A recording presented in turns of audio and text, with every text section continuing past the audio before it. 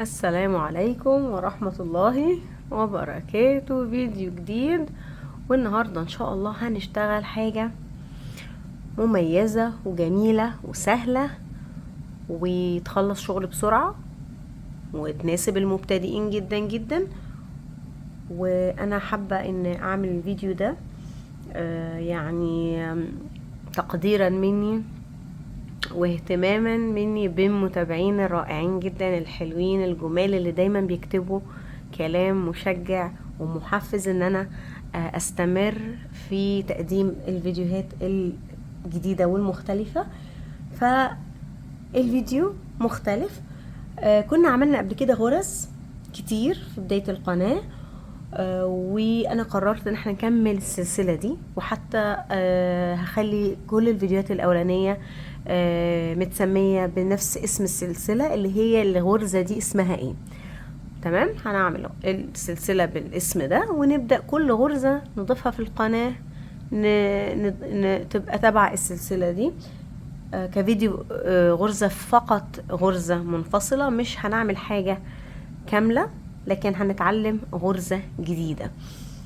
طيب احنا عملنا ايه قبل كده؟ عملنا الوافل ستيتش، وعملنا الميلستون، وعملنا البريك ستيتش، وعملنا الرايس ستيتش، غرزة الرز وغرزة الطوب اللي كان مترتب جنب بعضه ده، وعملنا غرزة الشيفرون او الزجزاج، عملنا غرزة جبال القلب، عملنا الجيكوبس لادر كغرز. لو تفتكروا كان بس بشرح لكم دي بنعملها ازاي، وانتم ممكن بقى تعملوا بيها كوفيات، تدخلوها في لبس، في اي حاجة، كوفرتد بيبي وهكذا. فالنهاردة الغرزة اللي عليها الدور، انا فكرت كده قلت اعمل حاجة بسيطة وسهلة. بصوا انا عايزاكم تشوفوا وتدققوا في شكلها. هي اسمها الجريت ستيتش. جريت هو البرغل، وكمان بيقولوا جريت على الرمل الصغير الناعم، وحبيبات الزلط اللي معمول من الرمل. في زلط، انتوا عارفين الزلط انواع، مش هندخل طبعا في الجيولوجيا دلوقتي، بس ايه المهم يعني انتوا تبقوا عارفين ان في حاجة اسمها ساند ستون، او الزلط او الطوب اللي بيبقى معمول من رمل. ف يعني هي اسمها كده، فممكن تكون لها علاقة بالشكل ده او لا. انا شايفاها بصراحة انها كونت لي زي وردات، وردة وبعدها وردة، وبين كل وردتين في النص في وردة متكونة. يعني الفتحات دي شايفين هنا، دي وسط وردة، دي وسط الوردة اللي بعدها، وفي الدور اللي بعده الوردات بتترحل، بتبقى يعني مش فوق بعض تماما. فمدية شكل انا بصراحة معجبة بيه جدا جدا، ومش هتتخيلوا يعني سهولتها، وان هي معمولة فقط بغرزة الحشو. يعني المبتدئين ده فيديو هدية ليهم، لان ما فيهوش اي حاجة معقدة، وفي نفس الوقت بيحصلوا على شكل غرزة فعلا مميز. اذا اتعملت بخيط سميك وابرة كبيرة، الغرزة كمان هتبان اكتر وهتخلص الشغل بسرعة. ممكن تعمل بيها كوفرتة لبيبي، لو بنوتة، وممكن تتعمل سترايبس، يعني مش شرط تكون كلها لون واحد. ممكن نعمل سترايب ابيض وبعدين سترايب بامبا وبعدين ابيض او بامبا، او درجات البامبات.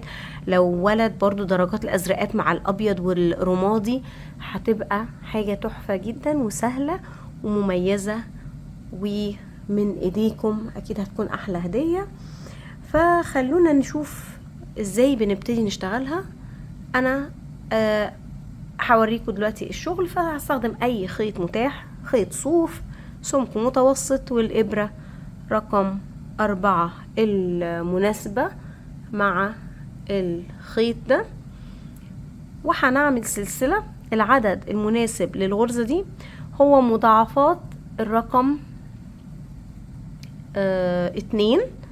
تمام، وبزود واحدة في الآخر ارتفاع، أو عشان لف الشغل أيا كان بتسموا المسمى ايه للارتفاع ده او للغرزة الزيادة. 1 2 3 4 5 6 7 8 9 10 11 12. انا هعمل قطع صغيرة عشان انا عايزة انجز اكتر معاكم في الادوار عشان تشوفوا الشكل بيتكون ازاي. وادي غرزة الارتفاع الزيادة في الاخر. تمام. بعمل ايه؟ بفوت غرزة اللي انا ارتفعت بيها دي وبدخل في الغرزة التانية من الابرة وبعمل غرزة حشو واحدة فقط. خدوا بالكم لان ببدأ بغرزة فردية. بعد كده بفوت غرزة من غرز السلسلة على السطر وادخل في اللي بعدها اعمل 2 حشو. الحشو بندخل بالابرة وبنجيب الخيط وبنطلع، بيبقى عندي حلقتين بلف الخيط وبعدي منهم هما الاتنين. يبقى احنا عملنا ايه؟ في غرزة سلسلة ارتفاع زيادة، بدخل في تاني غرزة من الابرة، يعني بسيب الارتفاع اللي انا ارتفعته وبدخل في اخر واحدة في المجموعة اللي مكونة من رقم زوجي. تمام. وبعد كده بعد ما بعمل الفردية دي ببدأ ان انا افوت غرزة واحط تزايد في اللي بعدها، يعني 2 حشو في غرزة واحدة. هكرر، هفوت اللي بعدها السلسلة اللي بعدها وادخل في اللي بعدها، بنفوت واحدة فقط ونشتغل 2 حشو مع بعض، وهكذا لنهاية الدور.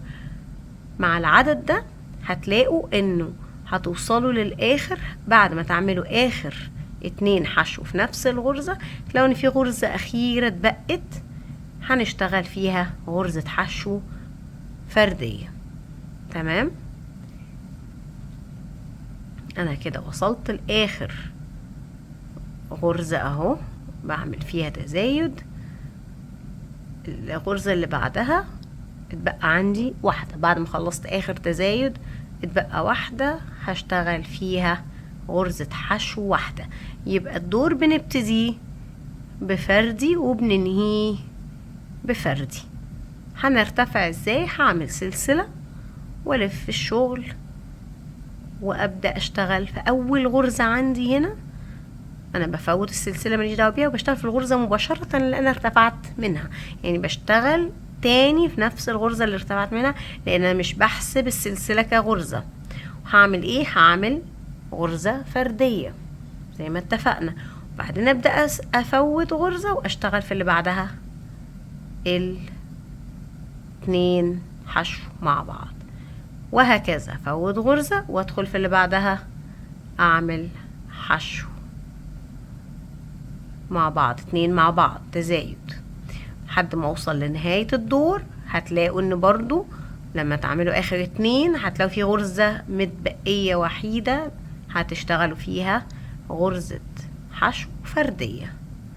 انا كده خلاص وصلت اهو للنهاية، بعمل 2 حشو وتبقى واحدة اخيرة هشتغل فيها. وخدوا بالكم دي بتبقى شوية تريكي عشان ما بنبقاش شايفين الحلقة الخلفية بتاعتها، فاحنا بندور عليها عشان نشتغل تحت الحلقتين مع بعض. ونعمل غرزة فردية ونرتفع سلسلة ونكرر نفس الشغل. في اول غرزة هعمل واحدة فردي وبعد كده نفوت غرزة ونعمل التزايد. ولما بنمشي كده هنلاقي ان في الاخر لما نوصل لاخر شغل لينا للاتنين اللي مع بعض دول هنلاقي في غرزة اتبقت لوحدها هنشتغلها فردي. تمام كده هي الغرزة بتاعتنا. ده تكوينها بسيطة جدا جدا، زي ما قلت لكم هي عبارة عن غرز حشو فقط، بس في اللون الغامق مش باينة قوي الشكل، لكن هنا باين لكم الغرزة بيبقى شكلها ازاي في الاخر.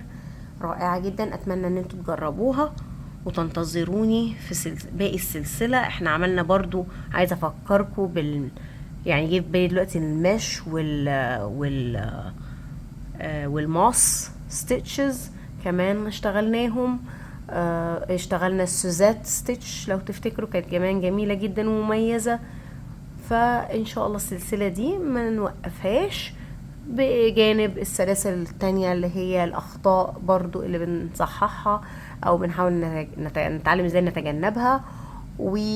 سلسلة التكنيكس دي برضو سلسلة جديدة، انا حابة ان انا يعني اثريها وازود فيديوهاتها على القناة، لانها فعلا فعلا مفيدة جدا في اشغالنا، ان احنا نتعلم طرق تساعدنا فكل الحاجات اللي احنا بنشتغلها. ده كده كان فيديو النهاردة، كان سهل وبسيط وسريع، وان شاء الله يكون مفيد في نفس الوقت. اتمنى يكون عجبكم، وانتظروني ان شاء الله فيديوهات تانية جاية كتير. السلام عليكم ورحمة الله وبركاته.